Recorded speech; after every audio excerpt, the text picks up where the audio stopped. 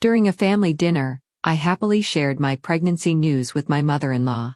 To my shock, she accused me of faking it to get my husband's $50 million. Then she threw me from the hotel terrace to prove to the family that my pregnancy was a scam.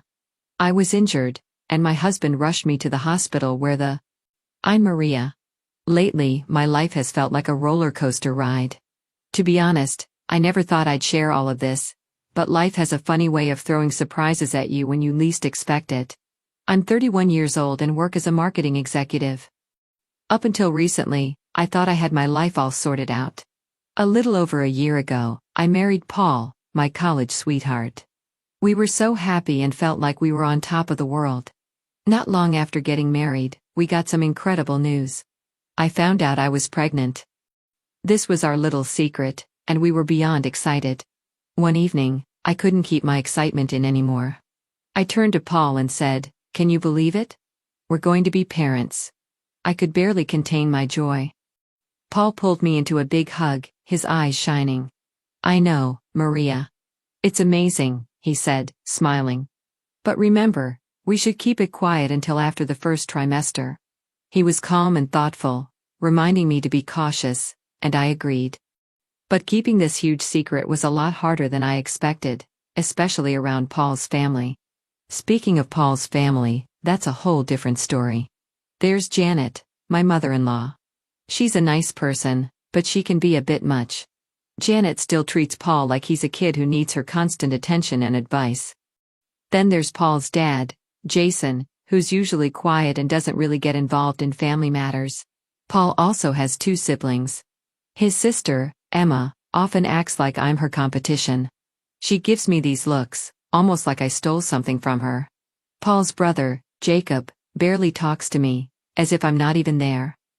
Family gatherings are, to put it mildly, a bit challenging. Take last Wednesday's lunch, for example. Paul and I were getting ready, and Janet suddenly noticed a small wrinkle on his shirt. "Paul, honey, your shirt's wrinkled. Maria, don't you know how to use an iron?" she asked, her tone sharp enough to make me wince. I felt a wave of irritation but managed to keep my cool. "I'll double-check next time, Janet," I replied with a forced smile, trying to stay polite. As if that wasn't enough, Emma jumped in. "Oh, Maria, don't worry about it. Not everyone's meant to be a homemaker," she added with a smirk. I could feel my blood pressure rising, but I held back, refusing to let them see how much their comments bothered me. Later that evening, I called my best friend, Angela, to vent. If Janet makes one more snide comment about my housekeeping, I'm going to lose it. I groaned. Angela's laughter filled the phone. "Girl, you married Paul, not his mother. Just tell her to back off," she said, trying to lighten the mood. I wish it were that simple. I sighed. Paul hates conflict, and I don't want to make things worse. But sometimes, it's so hard to deal with this. Despite everything, I know I love Paul and want to make things work. But right now, I'm figuring out how to balance being a wife, future mom, and just myself, all while handling family dynamics that I never quite anticipated. I feel like I'm drowning under all the expectations everyone has for me. My friend Angela is always the voice of reason. She told me, "Maria, you need to stand up for yourself, especially now that you're having a baby." I knew she was right, of course, but the thought of speaking up made me feel sick. Although, to be honest, it could have also been the morning sickness. As the weeks went by, it became harder and harder to keep the pregnancy a secret. One night, Paul and I were lying in bed, and he looked at me with a mix of excitement and nerves. "Maria, I think it's time. Let's tell them about the baby at the family dinner next week," he said, his eyes searching mine. I hesitated. Part of me wanted to keep our happy news just between us, safe from Janet's constant judgment and Emma's jealousy. But I knew that we couldn't hide it forever. "Okay," I said, trying to sound confident. "Let's do it." But even as I said it, I couldn't shake the feeling that this announcement would change everything. Little did I know how right I was and just how wrong things would turn out. The day of the family dinner finally arrived, and I was a nervous wreck. I spent hours cooking, hoping to impress Janet, though I knew that was probably a dream. Sure enough, as soon as we sat down, Janet had something to say. "Maria, dear, The roast is a bit dry. Did you forget to baste it? She asked, her voice sugary but sharp. I forced a smile. I'll keep that in mind for next time, I said, swallowing my frustration. Then, as if that wasn't enough, she added, and that dress, is it new? It looks a bit tight, don't you think? Her eyes drifted down to my waist, and I felt my face heat up. Just then, Paul cleared his throat. Actually, Mom, we have some news, he said. My heart pounded as he glanced at me for support. Maria and I were having a baby. There was a brief silence, and then everyone reacted at once. Jason, Paul's dad, actually smiled, which was rare, and Jacob mumbled a congratulations. Emma, on the other hand, looked like she'd swallowed something sour, but Janet's reaction was the one that took my breath away. Are you sure, Paul? How do you know she's not making it up? Janet said, her tone, I see. I couldn't believe what I was hearing. Excuse me? I managed to say, my voice shaking. It's just convenient timing, isn't it? Janet continued, right as Paul's career is taking off. Paul looked genuinely confused. What are you talking about, Mom? Emma jumped in eagerly. Remember when Maria was so adamant about birth control? Funny how that changed, she said with a smug look. I felt their accusations crush me, and I couldn't hold back anymore. That was over a year ago. I protested. We decided together that we were ready for a family, but the happy moment was gone. Paul looked uncertain, doubt creeping into his expression. Janet suddenly stood up, her chair scraping loudly. If you're really pregnant, prove it. Her words hung in the air, cutting through what was supposed to be a joyful announcement. I never imagined that sharing this news would turn into a test, a situation where I had to prove my happiness and my truth. I was left standing there, feeling more alone than ever. I repeated Janet's words, my voice trembling with shock and anger. You want me to prove I'm pregnant? You want me to take a test right here? Janet narrowed her eyes. Don't be crude, Maria. A proper blood test would be fine, she replied coldly. I turned to Paul, hoping he'd step in, defend me, and tell his mother to stop. But instead, he looked torn, glancing back and forth between Janet and me. After a long pause, he said softly, maybe it's not such a bad idea, Maria. Just to settle everyone's doubts. My heart dropped. How could he even consider this? How could he take their side instead of mine? This is crazy. I'm leaving, I said, feeling a mix of frustration and sadness. I turned to go, but before I could make it to the door, Janet stepped in front of me, blocking my way. If you walk out that door, we'll all know you're lying, she said, her voice sharp and accusing. Get out of my way, Janet, I said, my voice rising. But suddenly, everything changed. It all happened so quickly, yet in slow motion. Janet's hand shot out, pushing me backward. I stumbled, desperately trying to catch my balance. I saw Jacob reaching out to grab my arm, but he was too late. I tumbled down the stairs, my world spinning before everything went dark. When I opened my eyes, tears rolled down my face as I replayed what had just happened. Janet's cold expression, Emma's smug face, Paul's hesitation, and Jacob's failed attempt to catch me, all of it swirled in my mind, filling me with a sense of betrayal I'd never felt before. As the ambulance rushed to the hospital, one question filled my mind, was my baby okay? And even if everything was fine, could I ever trust my husband or his family again? When the ambulance reached the hospital, I was taken straight to the emergency room. Doctors and nurses were all around me, speaking quickly in medical terms I couldn't understand. But the only thing I cared about was whether my baby was safe. I felt terrified and helpless, hoping for good news. Hours later, I woke up to the steady beeping of hospital monitors. I saw a doctor standing beside my bed, and he smiled gently. Mrs. Thompson, you're awake. I have good news. Your baby is safe. You're both going to be okay. A wave of relief washed over me, but it was quickly replaced by anger as I remembered why I was there. This was supposed to be a joyful time in our lives, a celebration of our growing family. But instead, I'd been forced to defend myself against accusations from the very people who were supposed to be my family. I glanced over and saw Paul standing by my bedside, his face pale and filled with regret. Maria, I'm so sorry, he whispered, but his words felt hollow. How could he apologize now after allowing his family to doubt me after standing by while I was hurt? I turned away, realizing that things would never be the same. In that moment, I knew I'd have to make some tough decisions about who I could really trust and what kind of life I wanted for myself and my child.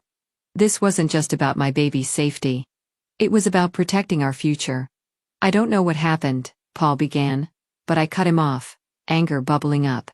What happened? Your mother pushed me down the stairs. That's what happened. He flinched. Mom says it was an accident. She was just trying to stop you from leaving. Before I could respond, my best friend, Angela, rushed into the room. Maria. Oh my God. Are you okay? She turned to Paul, her eyes full of fire. And you? How could you let this happen? It wasn't. I didn't, Paul stammered, but Angela wasn't having it. Save it, she snapped, silencing him. Angela turned back to me, her voice soft now. I'm here, Maria. Whatever you need. Paul looked at me, then stepped out of the room to get some air. As soon as he left, I filled Angela in on everything that had happened. Her face grew darker with each word. We're not letting them get away with this, she said firmly. Just then, we heard voices in the hallway. Janet and Emma were talking. We just need to convince Paul it was an accident, Janet was saying. Maria's always been clumsy. Probably faking this whole pregnancy. Anyway, Angela's eyes widened, and without a word, she pulled out her phone and started recording their conversation. As their voices faded down the hallway, I felt a new resolve inside me. Enough was enough. Angela, I need your help. We're going to fight back, I said, feeling stronger with each word. Over the next few hours, we made a plan. Angela managed to get a nurse to give us copies of my medical records, which showed clear evidence of my pregnancy and injuries consistent with being pushed. We should get statements from the hospital staff too, Angela suggested. They can confirm your condition when you arrived. I nodded but hesitated. What about Paul? He's been texting me, full of doubts and clearly still believing his mother. Forward them to me. It's all evidence, Maria, Angela said, her eyes determined as she gathered everything we needed. I took a deep breath and made a call I never thought I'd have to make. Hello. Is this the office of Carol Baker? I need to speak with her about a domestic abuse case. Meanwhile, Angela returned, looking triumphant. Got it all. Medical records, staff statements, and that lovely recording of Janet and Emma plotting. I took a deep breath, feeling the weight of everything settling around me. Angela, I've made a decision. I'm leaving Paul. Her eyes softened, filled with both understanding and sadness. Are you sure? I have to. For my baby's sake and my own, I replied firmly. Just then, Paul walked back into the room, looking conflicted. Maria, can we talk? Mom wants to come and apologize, he said, looking at me with pleading eyes. No, Paul. We can't, I said, cutting him off. And she can't. I'm done. His face fell, clearly not expecting this. What do you mean? I mean I'm leaving, I said, my voice steady. I watched the shock spread across his face, but I didn't feel any doubt. I had to protect myself and my baby, and that meant leaving behind anyone who didn't have my back. I can't be part of this family anymore, Paul. It's not safe for me or our child, I said, my voice firm but filled with sadness. Maria, please. We can work this out, Paul pleaded, looking desperate. Angela stepped in, her voice steady and strong. She said her piece, Paul. Respect that. Paul looked at both of us, stunned, then slowly left the room, looking like he'd been hit by a wave. As the door closed behind him, I felt a mix of emotions, sadness for the life I had imagined, but also relief. I knew this wouldn't be easy, but for the first time in days, I felt a flicker of hope. I turned to Angela, taking a deep breath. What now? She gave me a determined smile. Now, we get you somewhere safe. Then, we make sure they face the consequences. Months went by, and life changed. I was now 8 months pregnant, waddling around Angela's apartment with a belly that was impossible to hide. Every day, my baby bump reminded me of why I was fighting so hard for a future free from the pain and distrust I had endured. Ready for court today? Angela asked, handing me a glass of water. I took it, my hand a little shaky. "As ready as I'll ever be," I said with a nervous smile. When we arrived at the courtroom, it was packed. Across the room, I saw Paul and his family. Janet sat there, looking as smug as ever, but I knew that wouldn't last. My lawyer, Carol, was sharp and prepared. She began presenting our case piece by piece, my medical records, testimonies from hospital staff, and finally, the recorded audio of Janet and Emma planning to cover up their actions. "Your Honor, we'd like to present audio evidence of the defendants discussing their attempts to hide their actions," Carol announced. As Janet and Emma's voices played for the court, I saw the color drain from their faces. Paul looked like he'd been slapped, his expression filled with shock and horror. Then, the judge turned to Janet. "Mrs. Thompson, you pushed your daughter-in-law down a flight of stairs, endangering her life and the life of her unborn child. How do you plead?" Janet stammered, her usual composure cracking. "It was an accident. I never meant save it for your lawyer, Mrs. Thompson. You're facing charges of assault and endangering an unborn child." During a break, Paul approached me. He looked exhausted and defeated. "Maria, I had no idea. I'm so sorry. Can we please talk?" For a moment, I felt a hint of pity, maybe even a small flicker of regret. But then I remembered those long, painful days in the hospital, how he had doubted me, how he had chosen his mother over me and our child. I shook my head. "No, Paul. Your apology means nothing now. You chose your mother over us. There's no coming back from that." His face crumpled, but I held firm. I had a future to protect. Later, the judge's gavel came down with a loud bang. In the matter of Thompson versus Thompson, this court rules in favor of the plaintiff. Mrs. Maria Thompson is granted a divorce, full custody of the unborn child, and a settlement of $700,000 for emotional damages and medical expenses. Hearing those words, I felt a wave of relief wash over me. This chapter was finally over. I had fought for myself, for my child, and for a new beginning. I didn't look back at Paul or his family as I left the courtroom. My focus was now on the future, one where I could finally feel safe and start anew. I let out a breath. I hadn't realized I was holding. It was finally over. We had won. 4 years later, I'm busy blowing up balloons for my daughter Michelle's second birthday. My little fighter, born against all odds, now happily toddles around, babbling and laughing. Angela walks in, her arms full of presents, smiling wide. "Where's the birthday girl?" "Auntie Angela's got goodies," she says with a big grin. I watch Michelle squeal with joy, her eyes lighting up, and I can't help but feel a deep sense of gratitude for how far we've come. So much has changed in my life. I'm running my own marketing business now, using my experiences to help others who have been through hard times tell their own stories. My goal is to give people a voice, to turn pain into purpose. Janet is no longer in our lives. She's serving her sentence. Turns out pushing a pregnant woman down the stairs is something the justice system takes very seriously. I don't think about her much anymore. She's part of the past, a chapter I've left behind. More friends start arriving, filling my home with warmth and laughter. These are my people now, the family I've chosen. Together, we laugh, eat, and celebrate Michelle's special day. I feel surrounded by love, and I realize that this is what family is supposed to feel like: supportive, joyful, and safe.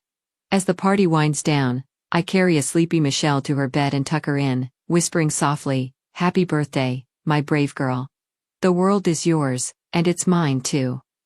I kiss her on the forehead, feeling a peace I haven't felt in a long time.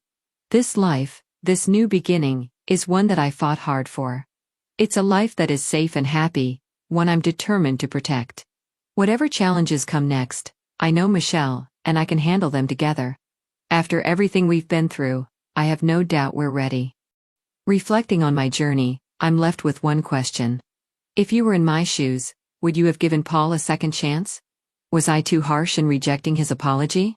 Or was it the right choice to protect myself and my daughter from possible future harm? There's no easy answer, and everyone's story is different, but I'd love to know what you would have done in my situation. If you're facing a tough decision or know someone who is, sharing your perspective might help. Please leave your thoughts in the comments below. Your experiences and opinions could really make a difference for someone going through something similar. If this story resonated with you, please give this video a like. It helps more people find these stories and learn from the experiences shared here. And, if you want to hear more stories like this, don't forget to subscribe. Your support means everything as we continue to share these important journeys. Thank you for being here, for listening, and for helping build a community where we can all learn, heal, and grow together.